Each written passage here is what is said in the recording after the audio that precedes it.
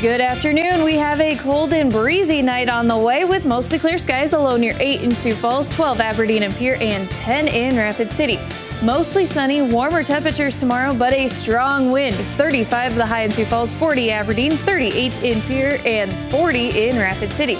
We'll take a look at those stronger winds and what to expect coming up. KELOLAND's First at 4 starts right now.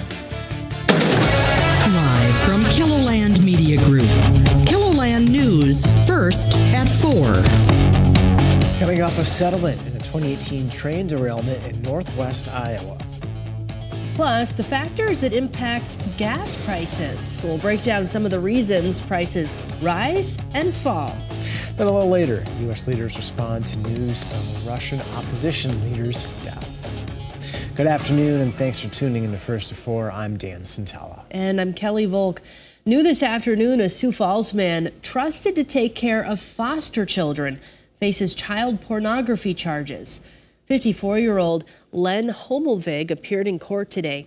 He's accused of secretly shooting illegal pictures or video of a minor, along with 6 counts of child pornography. His bond is set at $100,000 cash only. Tonight we're learning more about the violent death of an 8-week-old baby who died at the hands of his father. This week, 24-year-old Dylan Castamore pleaded guilty to first-degree manslaughter and child abuse. New court documents have been filed, which state what happened that day as Castamore eventually admitted to police that the infant died because of his actions. KELOLAND's Julia Lynn is digging into the court documents for this report coming up tonight at 6. The Federal Communications Commission is banning artificial intelligence-generated robocalls, and South Dakota Attorney General is applauding the decision. The FCC ban makes the voice cloning technology illegal when used in common robocall scams that target consumers. The ruling gives state attorneys general additional support to prosecute those calls. Jack Lee was one of 26 attorneys who requested the move from the FCC. A lawsuit has been settled between Northwest Iowa landowners and BNSF Railway over a 2018 train derailment and oil spill.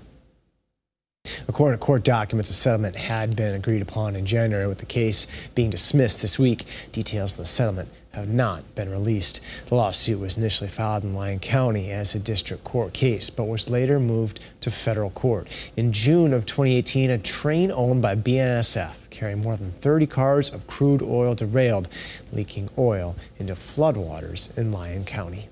In December 2021, BNSF Railway agreed to pay a $1.5 million settlement to the Environmental Protection Agency due to the oil leak.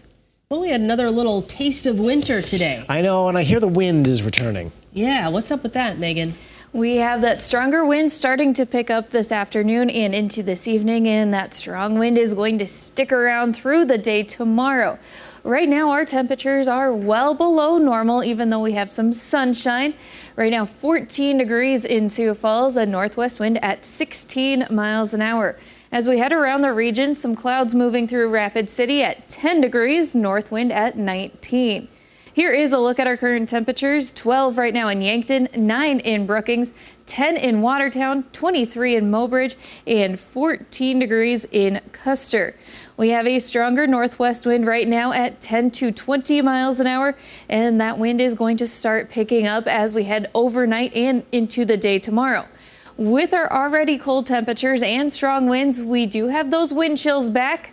-7 right now in Yankton, -10 in Brookings, -3 in Buffalo, and -9 in Rapid City. There is a look at those clouds slowly breaking up from north to south as we head through this afternoon. We do have mostly clear skies on the way for tonight, with those stronger winds picking up. 8 are low in Sioux Falls, 12 in Aberdeen, 12 in Pierre, and 10 in Rapid City. Tomorrow, sunshine, warmer temperatures, but that strong wind sticks around. 35 are high in Sioux Falls, 40 Aberdeen, 38 in Pierre, and 40 in Rapid City. Tomorrow, we will have some blowing snow issues. We're not expecting new snow. It is going to be the snowfall from the last couple of days that will start blowing around. We'll take a closer look at the expected wind speeds and a winter weather advisory for that blowing snow in just a little bit. How many days until spring? All right, thanks, Megan. AAA reports the national average for a gallon of gas is $3.28 a gallon in South Dakota, Minnesota, and Iowa. The average sits around $3, higher than it was just a month ago. Jeff Wagner with our sister station in Minneapolis looks at the factors that influence the change in gas prices the most. You're paying $3.19 a gallon right now. What factors go into that price, you think? Transport from the refinery to the gas pump. From the groundwork to international economics. Global agreements between OPEC and this people and those. The list on what fuels the price at the pump is a long one. The Energy Information Administration boiled it down to 4 general categories. Crude oil is the biggest piece of the pie, making up more than half of the cost for a gallon of gas. Then comes refining and profits, followed by distribution and marketing, then federal and state taxes. But a multitude of variables can shift those percentages in different directions, whether it's the time of year, location, or something unpredictable. I think explaining that effectively, it's almost like a tree, right? There's many different branches and it goes down into the trunk, which is what we're paying at the pump. Patrick DeHaan is the lead petroleum analyst for GasBuddy. What goes into the price of a gallon of gas? It's all about economics. Supply and demand is constantly changing throughout the course of the year, even day to day. And so it's those really 2 main issues that really feed into what you're paying at the pump. What's the most volatile factor? What really causes gas prices to skyrocket is really the unknown occurring and us not knowing really what the outcome could be. In the early days of the COVID pandemic, the price per gallon tanked. When Russia invaded Ukraine, a swift shift in direction pushed it toward record highs. What's the government always trying to take its piece? Sure, taxes. The federal tax on gas has been about 18 cents for more than 30 years. It's when you cross borders that variation happens.